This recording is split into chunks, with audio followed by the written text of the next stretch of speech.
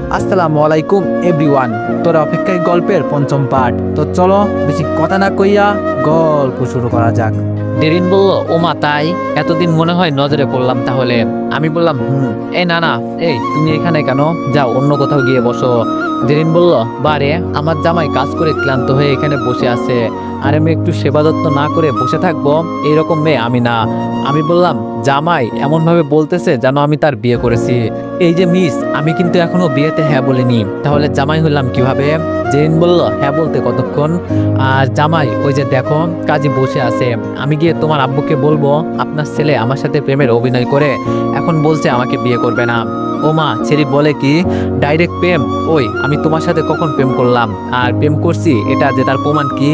জেরিন বলল, আরে বোকা, তুমি আমার সাথে যে প্রেম করো নাই এটা আমি আর তুমি জানি, কিন্তু বাবা তো জানে না। আর প্রমাণের কথা বলছো, এই যে দেখো ঘুরতে যাওয়ার পিক দেখছো, আরো আছে মামুন আর মনি, তারপর একই জায়গাতে রাসেল ভাই আর ভাবির বিয়ে। কি একটা সুন্দর দৃশ্য হবে তাই না? ও আল্লাহ, আমাকে মাটিতে ঢুকাইলাও, কি ডেঞ্জারাস মেয়েরা বাবা। আমি বললাম, তুমি এমনটা বলতে পারবে? জেরিন বলল, কেন নয়, আলবাত পারবো, দেখবা বাবা। ও বাবা, আপনার ছেলে। আর বলতে না দিয়ে জেরিনের মুখ চেপে ধরলাম। আমি বললাম, এই কি করছো তুমি? মান সম্মান কি মাটির নিচে ফেলে দিবা নাকি? জেরিন বলল, না তো, আকাশে ফেলবো। এই তুমি তো অনেক কাজ করেছো, খাবার খেয়েছো? আমি বললাম জেরিন বলল, একটা থাপ্পড় দিব, মিথ্যা বলো কেন? আমি দেখতেছি তোমার মুখটা শুকিয়ে আছে, চলো। আমি বললাম, কোথায়? জেরিন বলল, বেশি কথা বলবি না, আয় আমার সাথে। তারপর জেরিন আমাকে একটা রুমে বসিয়ে বলল, কোথাও যাবি না, আমি এক্ষুনি আসতেছি, যদি কোথাও যাস তাহলে তোর খবর আছে বলে দিলাম। এই বলে জেরিন চলে গেল। এইদিকে আমি জেরিনের এইরকম আচরণে বারবার মুগ্ধ। তার সবসময় দুষ্টমি, আমার উপর কেয়ার, অধিকার খাটানো, এইসব আমার কেমন জানি ভালো লাগে। এগুলো ভাবতে ভাবতে জেরিন আবার রুমে আসলো, আর তার হাতে দেখলাম খাবার। আমি বললাম, এইসব কি?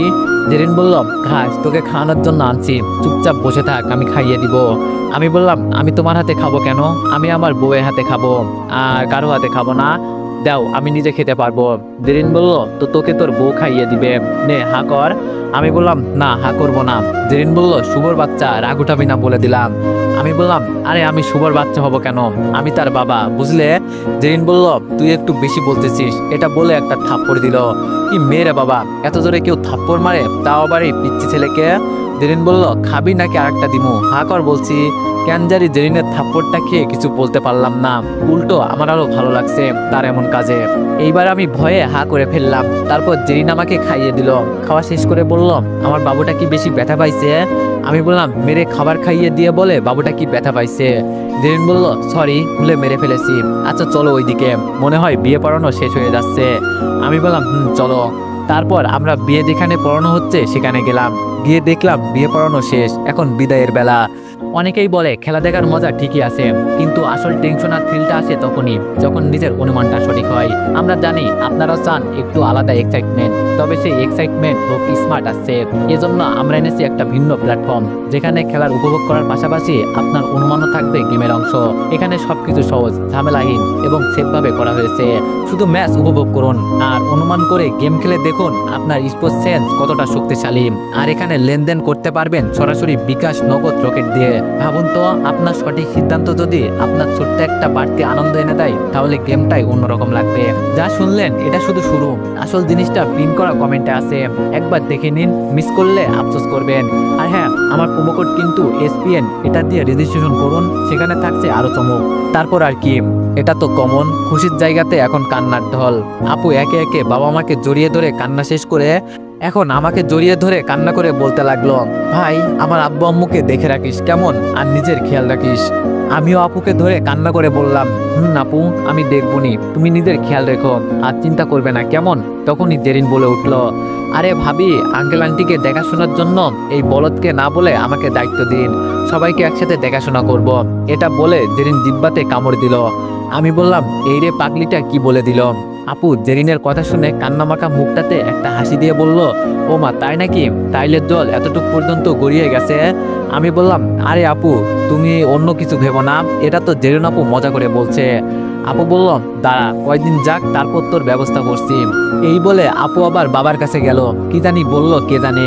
এইদিকে জেরিনের দিকে তাকিয়ে দেখি সে অগ্নিদৃষ্টিতে আমার দিকে তাকিয়ে আছে।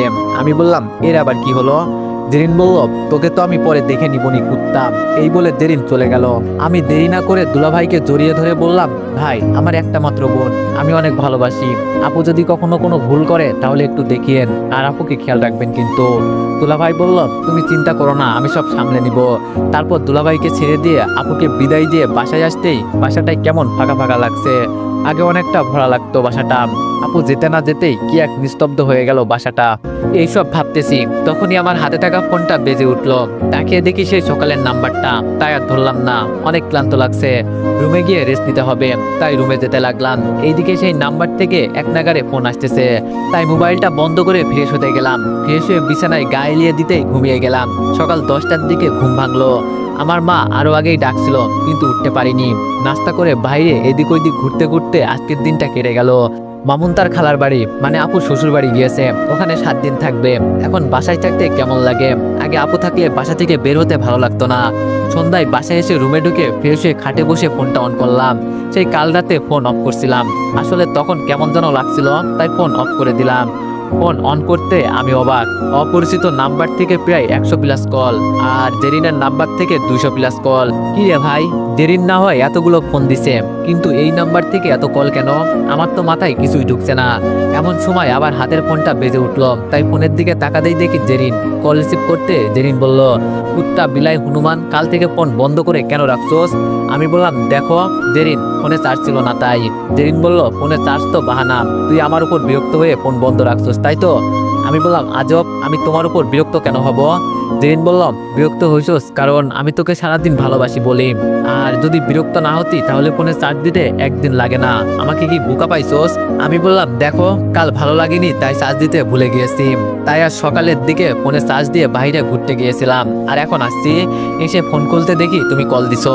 জেরিন বলল, হয়েছে হয়েছে, আমাকে আর কিছু রিজন দিতে হবে না, আমি আর তোকে বিরক্ত করব না, তোকে অনেক বিরক্ত করছি, আর করব না। আমি বললাম, তুমি আমার কথাটা বিশ্বাস করো জেরিন। এটা বলার আগেই ফোনটা কেটে দিল, তাই আমি আবার ফোন করলাম, কিন্তু ফোন তুলতেছে না। এখন আপনারা বলেন কেমনটা লাগে? জেরিন আমার একটা কথাও শুনলো না, কি করব, শালা কপালটাই খারাপ। আচ্ছা, মামুনকে কল দিলে কেমন হয়? যেই ভাবা সেই কাজ। হ্যালো মামুন, কি অবস্থা? মামুন বলল, শালা আজ একদিন হয়ে গেল, আজ আইসোস খবর নিতে?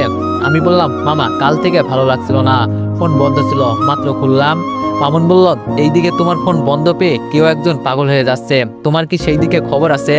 আমি বললাম, কি করতাম ভাই, আমাকে কল দিছিল, কিন্তু আমার কথা না শুনেই ফোন কেটে দিল, এখন ফোন ধরছে না। মামুন বলল, কিছু করার নাই, রাগ করে আছে কাল থেকে। আমি বললাম, তা কখন আসবি? মামুন বলল, আসি কয়দিন, তারপর যাবো আর কি। আমি বললাম, আচ্ছা ভাই, তাড়াতাড়ি আসিস, এখন রাখি। মামুন বলল, আচ্ছা ভাই। মামুনের সাথে কথা বলে পড়তে বসলাম। পড়া শেষ করে খাবার খেয়ে রুমে এসে শুয়ে মোবাইল টিপতেছি, তখন আবার ফোনটা বেজে উঠলো। মনে করছি জেরিন, কিন্তু না, নাম্বার দেখে মাথা গরম হয়ে গেল। রিসিভ করে বললাম, তোর সমস্যা কি? ফোন কেন দিচ্ছিস বারবার? তুই বুঝতে পারছিস না আমি তোর সাথে কথা বলতে ইচ্ছুক না, তাও কেন বারবার বিরক্ত করছিস? মেয়েটি বলল, তুমি আমার কথাটা তো শোনো শুভ, আমি তোর কোনো কথাই শুনতে ইচ্ছুক না ভাই, আর বিরক্ত করবি না। এই বলে ফোন কেটে দিলাম। এখন আপনারা ভাবতে পারেন আমি কাকে এই কথা বললাম। আমি কথাগুলো বলতেছি নীলাকে। নীলা আমাকে কাল সকাল থেকে কল দিছিল, আমি না শোনার ভান করছিলাম, এবং লাগাতার কল দেওয়াই মানুষটি হচ্ছে নীলা। আমি বুঝি না এই মেয়ে চাই কি। এখন তো আমি তাকে বিরক্ত করছি না বা তার পিছনে ঘুরছি না, তাহলে আমাকে কেন সে কল দিচ্ছে? এইসব আমি নিজে নিজে বলতেছি, তখন জেরিনের কথা মনে পড়ে গেল, তাই দেরি না করে কল দিলাম, কিন্তু শয়তান মেয়ে কল ধরছে না, মাথা গরম হয়ে যাচ্ছে। আমি লাগাতার কল দিতে আসি, এমন সময় গিয়ে জেরিন ফোন ধরলো। আমি বললাম, কি হয়েছে তোমার, ফোন কেন তুলছো না? জেরিন বলল, ভালো লাগছে না তাই। আমি বললাম, কি করো এখন? জেরিন বলল, কি করি সেটা বলতে আমি ইচ্ছুক নয়। আমি বললাম, তুমি এইরকম ভাবে কথা বলছো কেন? জেরিন বলল, তো কি রকম ভাবে কথা বলবো? তোকে আমি বলছি না আমি তোকে আর বিরক্ত করব না, তাহলে আবার আমাকে ফোন কেন দিলি? আমি বললাম, এমনিতেই দিলাম, কেন তোমার ভালো লাগছে না? জেরিন বলল, না আমার ভালো লাগছে না ভাই, আমাকে আর ফোন দিবি না। এই বলে ফোন কেটে দিল, আমাকে কিছু বলতে না দিয়ে। ধ্যাত, এই মেয়ের এত রাগ থাকে কোথায় আমি বুঝি না। তারপর আমি আবার কল দিলাম, কিন্তু সে আর কল ধরছে না। জেরিন কল না ধরাতে তাই ফোনটা এক আছাড় দিয়ে ভেঙে ফেললাম।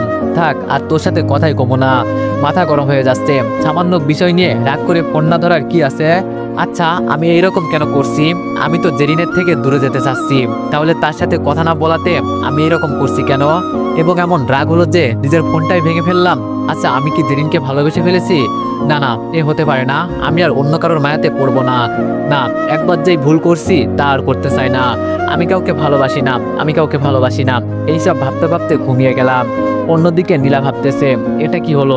এটা কি সেই শুভ যে আমার সাথে কথা বলার জন্য সারাদিন মরিয়া হয়ে থাকতো? এটা কি সেই শুভ যে আমাকে কখনো উঁচু গলায় কথা বলেনি? সে আজ আমাকে তুই করে বলছে। আমার ভাবতে অবাক লাগে। আসলে দোষ তো ওর না, দোষ আমার। আমি তাকে মূল্য দিইনি, এখনো কেমনে আমাকে মূল্য দিবে? এখন বুঝতে পারছি আমি কত মূল্যবান জিনিস হারিয়ে ফেলেছি। কিন্তু আমার যে করেই হোক তাকে আমার প্রয়োজন। আমি শুধু শুভকে চাই, সেটার জন্য আমাকে যেটা করতে হবে আমি সেটাই করব। আজকে 5 দিন হয়ে গেল আপুর বিয়ের। সেই দিন মোবাইল ভেঙেছিলাম, এখন পর্যন্ত আর ফোন কিনিনি। এই 5 দিনে বুঝে গেছি আমি জেরিনকে আমার জীবনে কতটা প্রয়োজন। কিন্তু তাকে আমি বলতে পারছি না, কারণ সে আমাকে তার সাথে কথা বলতে মানা করেছে। জীবনে নীলার পর যদি অন্য কোনো মেয়েকে আমি ভালোবাসতে চাইছি সেটা হচ্ছে জেরিন। এখন আপনারা হয়তো বলবেন, আমি যদি নীলাকে ভালোবাসতাম তাহলে জেরিনকে কেন ভালোবাসতে শুরু করলাম? দেখেন, যেই মেয়ে তার নিজের স্বার্থের জন্য তার ভালোবাসার মানুষের উপর প্রতিশোধ নিতে পারে, সে আর যাই হোক কারো ভালোবাসার যোগ্য না। তার থেকে বড় কথা, আমি তাকে এখন আর ভালোবাসি না। আজ আপু বাসায় আসছে, তাই বাসার সামনে দাঁড়িয়ে আছি। এটা বলতে বলতে আপুদের গাড়ি বাসার সামনে চলে আসলো। তারপর আপু আর দুলাভাই নামতে তাদের সালাম দিলাম। আসসালামু আলাইকুম আপু, দুলাভাই কেমন আছেন? দুলাভাই বললাম, আমরা ভালো আছি, তুমি কেমন আছো? আমি বললাম, আলহামদুলিল্লাহ। আচ্ছা, কথা বাসায় গিয়ে বলতে পারবো, এখন বাসায় চলেন। আপু বলল, আরে থাম, আরো মানুষ আছে। আমি বললাম, কে?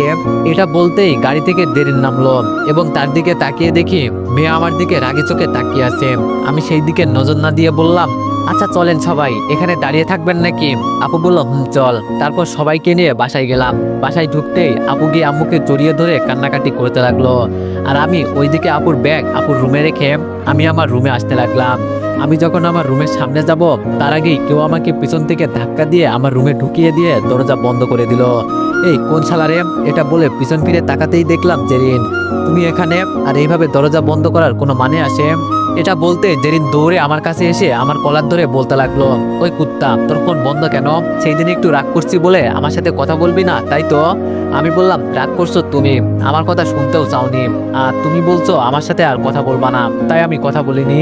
জেরিন বলল, তাই বলে তুই আমাকে নিচ থেকে কল দিবি না, আমার রাগ ভাঙাবি না? ফোন বন্ধ করে রাখছোস কেন সেটা বল। আমি বললাম, ফোন নাই। জেরিন বলল, ফোন নাই মানে? আমি বললাম, ফোন ভেঙে ফেলেছি। জেরিন বলল, কেন? আমি বললাম, মনে রং লাগছে তাই। এটা বলে রুম থেকে বের হয়ে গেলাম। জেরিন বলল, মনে রং লাগছে, এটার মানে বুঝতে পারলাম না। এটার মানে হ্যাঁ, ইয়াহু, বুঝতে পেরেছি। এইদিকে আমি রুম থেকে বের হয়ে নিচে এসে অনেকক্ষণ দুলাভাইয়ের সাথে আড্ডা দিতে লাগলাম। দুলাভাই বলল, কি শালা বাবু, পড়ালেখা কেমন চলছে? আমি বললাম, আলহামদুলিল্লাহ ভালো। দুলাভাই বলল, তা বিয়ে কখন করবা? আমি বললাম, কি যে বলো না দুলাভাই, আমি এইসব পেরাতে নাই। কয়দিন যাক, তারপর বুঝবা আমার পেতনি বোনকে বিয়ে করে কত ভুল করেছো। আমি কিন্তু কথাটা আপুকে বলছি, কারণ তখন আপু নিচে আসতেছিল। এইদিকে দুলাভাই বলল, কি আর কুমুশালা বাবু, এখন থেকে বুঝছি, একটু এইদিকে ওইদিকে তাকালে খালি বলে কোন মেয়ের দিকে তাকাইছিলাম। তখন কেমনটা লাগে তুমি বলো? শান্তি মতো কাউকে দেখতেও পারি না, এটা কেমন বিচার? সারাদিন পেরাতে রাখে। আমি বৈষম্যের শিকার হচ্ছি না? এইদিকে দুলাভাইয়ের কথা শুনে আপু রেগে পুরো আগুন। আমি তো হাসতেছি, কারণ বেচারার কি অবস্থা হবে আল্লাহ জানে। আমি চোখের ইশারাতে বোঝাতে চেয়েছি, কিন্তু দুলাভাই বুঝতে পারছে না। দুলাভাই বলল, তোমার আপু একটা গুন্ডি মাইরি। এইবার আপু বলল, কি আমি গুন্ডি তাই না? আমি তোকে সারাদিন পেরা দিই, তুই খালি রুমে আয়, তারপর দেখাচ্ছি আমি কত গুন্ডি। দুলাভাই বলল, শালা বাবু, এটা কিন্তু আমার সাথে অন্যায় হয়েছে, তুমি বলোনি কেন? তোমার আপু পিছনে দাঁড়িয়ে আছে। আমি বললাম, আপনাকে তো অনেকবার বোঝাতে চেয়েছি, কিন্তু না বুঝলে আমি কি করব? এখন রাতের জন্য পিঠে তেল মাখান গা। আপু বলল, আর এই যে তোকে বলছি। আমাকে উদ্দেশ্য করে বলল। আপু বলল, আমি কি গুন্ডি? তার থেকে বড় গুন্ডি তোর ঘাড়ে বসাচ্ছি, একটু সময় অপেক্ষা কর বাসাম। আমি বললাম, আইসে এক গুন্ডি বোনের থেকে 5 দিন হলো মুক্তি পাইছি, এখন বলে আরেকটা ঘাড়ে চাপাইবা, এটা কখনো হয় নাকি? আপু বলল, সেটা দেখা যাবে। আমি বললাম, যা যা, কি করতে পারবি দেখা যাবে। আম্মু বলল, তোরা ঝগড়া না করে খেতে আয়। তারপর আমরা খেতে গেলাম। খাওয়ার সময় আপু বলল, আম্মু, তোমার ছেলের মোবাইল বন্ধ ছিল কেন? আম্মু বলল, শুভ বলছে ফোন নাকি ভেঙে গিয়েছে তাই। আপু বলল, আচ্ছা, তোমার সাথে আমি রুমে গিয়ে কথা বলছি। আম্মু বলল, আচ্ছা। এইদিকে আমি মনে মনে ভাবছি, আপু আম্মুকে আবার কি বলবে, জানি না কি বলে। আমি খাবার খাই, এটাই ভালো। খাবার খেয়ে নিজের রুমে চলে আসলাম। এসে শুয়ে শুয়ে ফোন টিপছি। তখন আবার নীলা ফোন দিল, মিজাজ খারাপ হয়ে গেল। ও আপনাদের একটা কথা বলি, আপু আসার আগে আমি মার্কেট থেকে ফোন কিনেছি, তা কেউ জানে না। আমি কল ধরে বললাম, কি জন্য কল দিছো বলো। নীলা বলল, তুমি এইরকম করে কথা বলছো কেন? আমি বললাম, আমি এইরকম করে কথা বলি, এখন বলো কি জন্য ফোন দিছো। নীলা বলল, কেমন আছো? আমি বললাম, আগের চেয়ে অনেক ভালো আছি আলহামদুলিল্লাহ।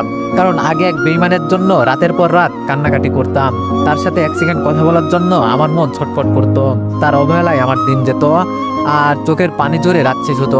এখন আর তেমন কিছু করি না, কারো ভালোবাসার জন্য পাগলামি করি না, তাই এখন ভালো আছি।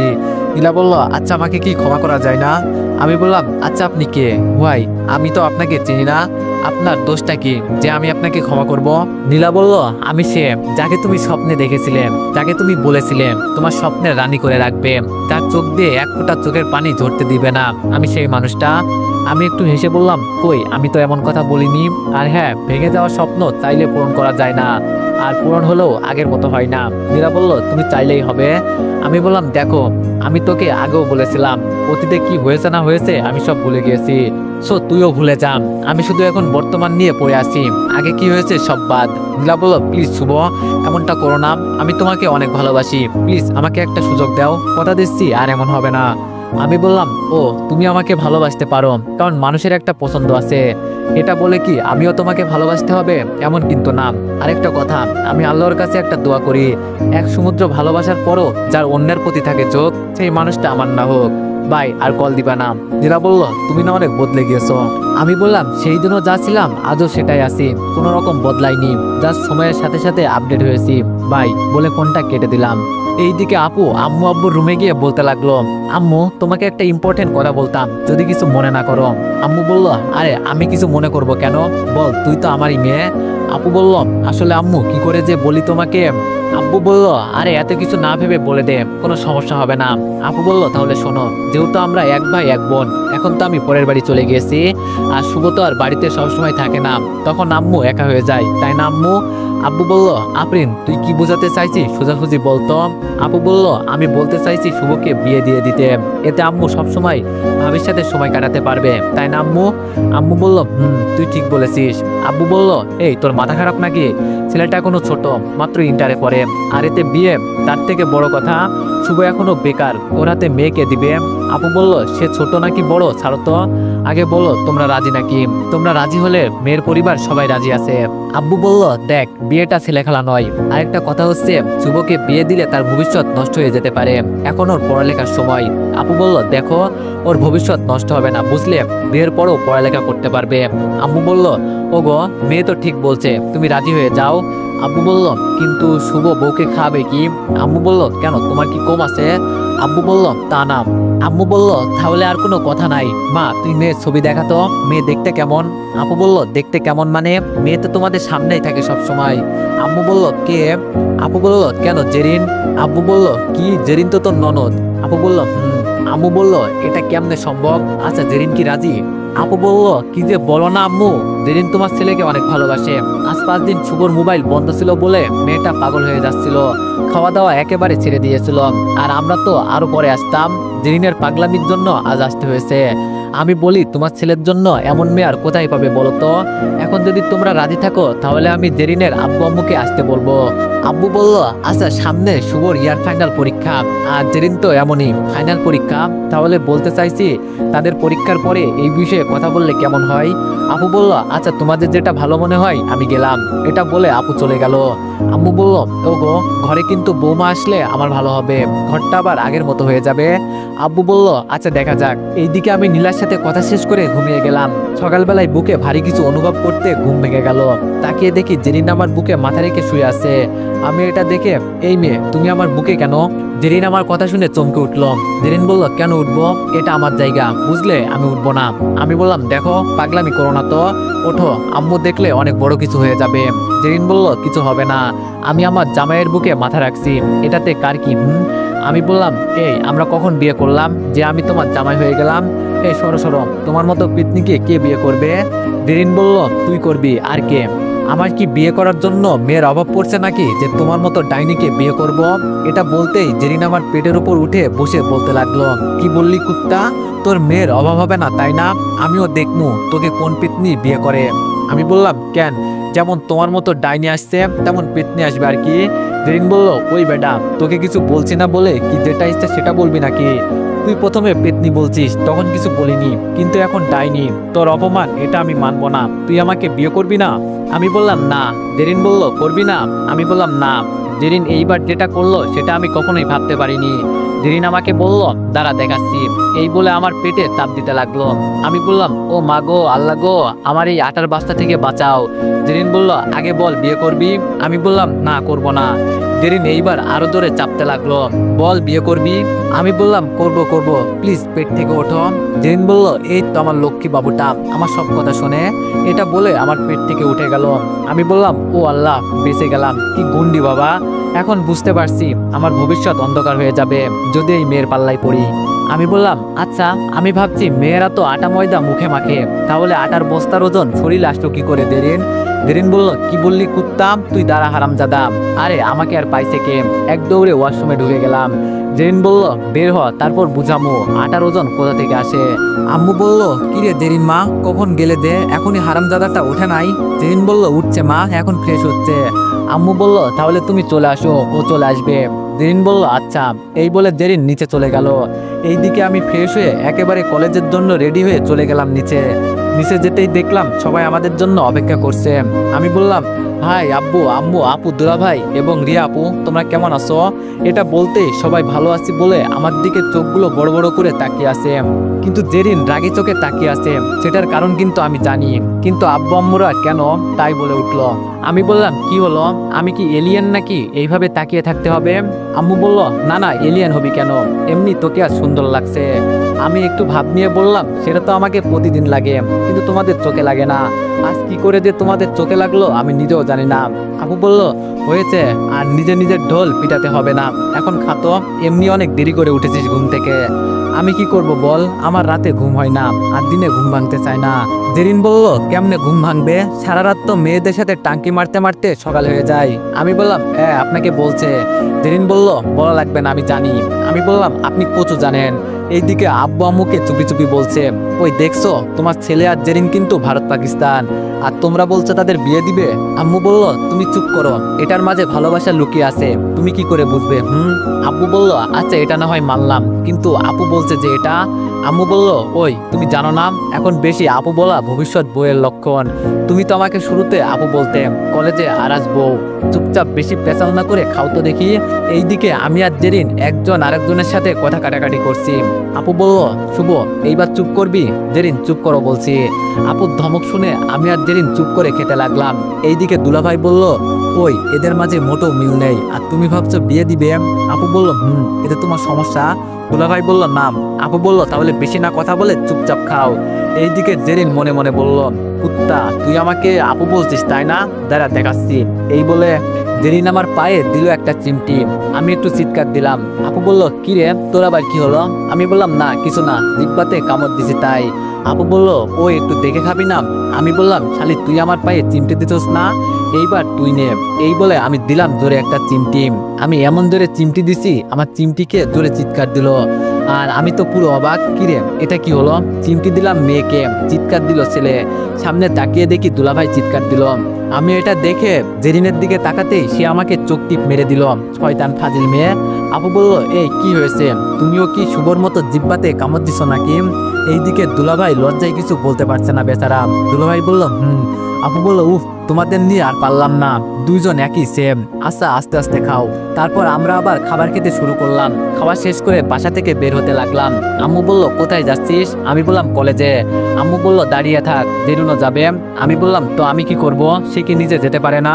আম্মু বলল, বেশি কথা বলবি না, দাঁড়িয়ে থাক, দেরিন আসতেছে। আর কি করার, আমি দাঁড়িয়ে রইলাম। একটু পর জেরিন সিঁড়ি দিয়ে নিচে নামতেছে, আর আমি তার দিকে তাকিয়ে আছি। টানা টানা চোখ, ঠোঁটে হালকা মিষ্টি হাসি, নীল একটা থ্রি পিস, মাথায় অতি সুন্দরভাবে হিজাব পরেছে, একদম মায়াবী রাজ্যের শেহজাদির মতো। কি সুন্দর না লাগছে বলে বোঝাতে পারবো না। আমি শুধু তার মুচকি হাসির প্রেমে পড়েছি। কাজল কালো মায়াবী চোখে তোমার মুখে হাসি, তোমার দিকে তাকালেই ক্রাশ খাই রাশি রাশি। আমি জেরিনের দিকে তাকিয়ে থাকতে থাকতে কখন যে জেরিন আমার সামনে চলে এসেছে সেই দিকে আমার কোনো খেয়াল নেই। জেরিন বলল, এই লুচু, এইভাবে তাকিয়ে থাকবে নাকি কলেজে যাবে? আমি বললাম, না, এইভাবে তাকিয়ে থাকি কেমন? জেরিন বলল, তাকিয়ে দেখার সময় সারা জীবন পাবে, এখন চলো। আমি বললাম, সারা জীবন কি আমি তোমার দিকে তাকিয়েছিলাম নাকি? জেরিন বলল, তাহলে কার দিকে তাকিয়েছিলে? আমি বললাম, আমি তাকিয়েছিলাম একটা পরীর দিকে। জেরিন বলল, ওমা তাই? আমি বললাম, আর এত খুশি হওয়ার কারণ নেই, আমি তোমাকে বলিনি, তুমি তো একটা পেতনি। জেরিন বলল, কি আমি পেতনি? দাঁড়া। আমি বললাম, এই এখন কিছু করো না, এমনিতেই দেরি হয়ে যাচ্ছে, পরে দেখা যাবে, এখন চলো, দেরি হয়ে যাচ্ছে কলেজের। জেরিন মনে মনে বলল, আচ্ছা পেতনি বলা তাই না, সময় হোক দেখামুনি, চলো, দেরি হয়ে যাচ্ছে। এই বলে দুইজন বাসা থেকে বের হয়ে একটা রিক্সা নিয়ে কলেজের উদ্দেশ্যে রওনা দিলাম। তো এভরিওয়ান, নেক্সট পার্টের জন্য সবাই একটু অপেক্ষা করো, আর সবাই একটু বেশি বেশি লাইক আর একটু কমেন্ট করে দিও। ধন্যবাদ।